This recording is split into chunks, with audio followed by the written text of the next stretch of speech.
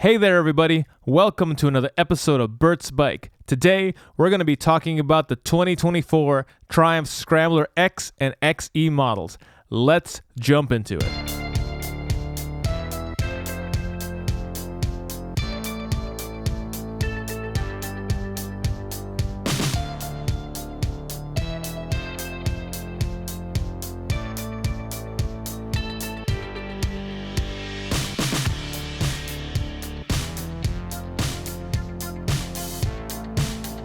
What's up, motorcycle fans? So just a few days after I released my video on the Scrambler 400X and Speed 400, Triumph releases this video, and I, for one, am super excited about these bikes. You know I love a good Scrambler motorcycle, so kick back, relax, and let's talk about these two bikes.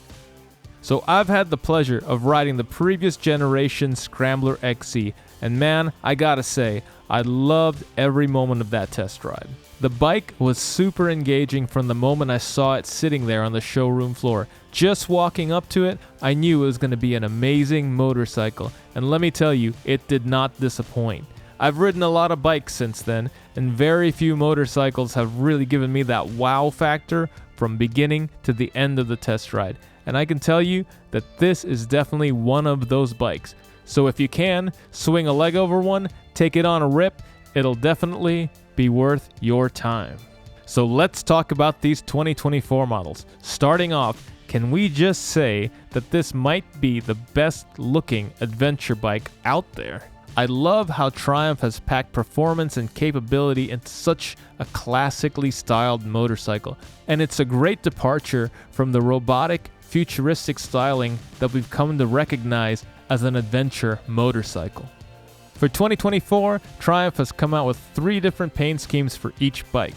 The XE getting more of the two-tone look, and the X getting more solid colors. To my eyes, the gray looks the best on the X, and the black gray with the red stripe looks the business on the XE. Both models get the classic high pipe, which is so synonymous with Scrambler motorcycles. They also both come with a flat bench seat, and to me, this is also not only part of the look, but part of the functionality and comfort when you're on this bike for the long haul. Both bikes look pretty much identical from a distance, but the way to spot the difference is that the X comes with the black forks and the XE has the gold forks. Now, I typically like the look of the gold forks on more modern motorcycles, but since these bikes are more modern retros, I think the black forks fit the styling a little bit better. Now, looks are definitely subjective, but overall, my personal favorite is the gray color on the X with the black inverted forks. I wish the XE model actually had that as an option look-wise with the upgraded adjustable forks. More on that in a second. Now let's talk about how the bikes are outfitted, as well as how they differ. They each get their own unique display. The X gets a multifunction instrument color TFT screen, and the XE gets the full color TFT. The X's dual screen seems simple, crisp, and clear, and the XE's seems a little bit more modern, giving you 3 separate windows of information. Personally, I am not a fan of either screen. The XE screen looks a little convoluted, and having ridden the previous generation XE, it's a little small and hard to read in the real world. Now, I do prefer the X's screen a little bit better. Since these bikes are more retro and rugged in styling, I wish they had just gone with simple analog gauges, at least on the more affordable X. Both bikes feature a 1200cc liquid-cooled 270-degree crank parallel twin, making 89 horsepower at 81.1 foot-pounds of torque, giving you plenty of power for your off-roading adventures as well as cruising on the highway for the long haul. They both get ride-by-wire throttle and a slip-assist clutch. And one of the features that I really love about this bike is that it comes with laced spoke wheels, simultaneously giving you that old school look that we all love, as well as the functionality and ease of maintenance of tubeless tires. Lastly, both bikes feature a mechanical key. Thank God! After having bikes with a standard key fob, I much prefer the mechanical key, especially on bikes that are supposed to be more rugged in design. The fob battery is the last thing you want to be worried about when you're on an adventure. Most fobs are also plastic, and they can't really handle abuse. In my opinion, the fob is a waste of time. The only reason to have a fob, in my opinion, is if you have a Harley or something with electronically lockable luggage. And from what I've seen, there seems to be a fair amount of people having issues with the previous generation scramblers randomly not recognizing the key fob. But I digress. The mechanical key is definitely an upgrade in my book. So here's how the bikes really differ. The Scrambler X gets a 32.28 inch seat height, a 60.03 inch wheelbase, it has a rake of 26.2, a trail of 4.9 inches, and a weight of 502.65 pounds. And the ground clearance comes in at 6.7 inches. XE comes in at a seat height of 34.25 inches, a wheelbase of 61.8 inches, a rake of 26.9, a trail of 5.8, and the weight at 507 pounds, but the ground clearance coming in at 9.8 inches. In short, the Scrambler X is going to be tuned for more street use, coming in with that lower seat height and lower ground clearance. Conversely, the XE being tuned for more off-road use with that higher ground clearance and also higher seat height.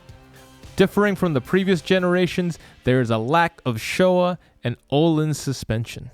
And this could be a sore spot for some, but after doing some research, Triumph is claiming that these Marzushi forks should be as good as the previous generation's Shoei and Öhlins suspension. On the X, you get the Marzushi non-adjustable upside-down forks with 170 millimeters of travel, and the rear suspension gets preload adjustable piggyback shocks that have 170 millimeters of travel.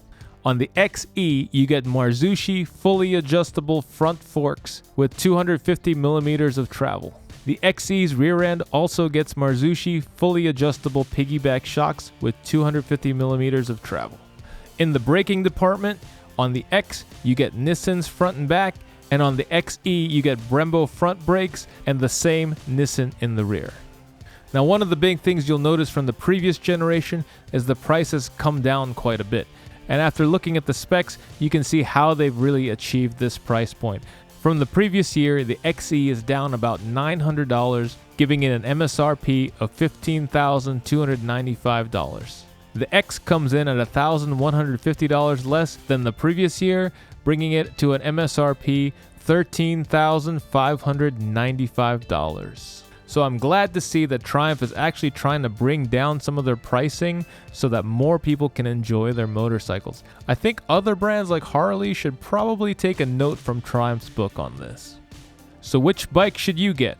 Well, personally, they both look like great choices. The X having a short seat height but also being lower to the ground really make it ideal for street use or mild off-roading. It's probably also the better option to be weaving in and out of traffic in the city. It's definitely the more value-oriented option, coming in at $1,700 less than the XE model. However, if you're not vertically challenged and can afford it, the XE is quite the motorcycle. If you're the type of rider that wants to push the boundaries of your adventure riding and wanting to do that in style, the XE is definitely the ticket. Personally, I just wish it came with the gray tank and blacked out forks. Well, thank you so much for tuning in. Please like and subscribe, leave a comment below. It's Bert's Bike, and I'll catch you on the next one.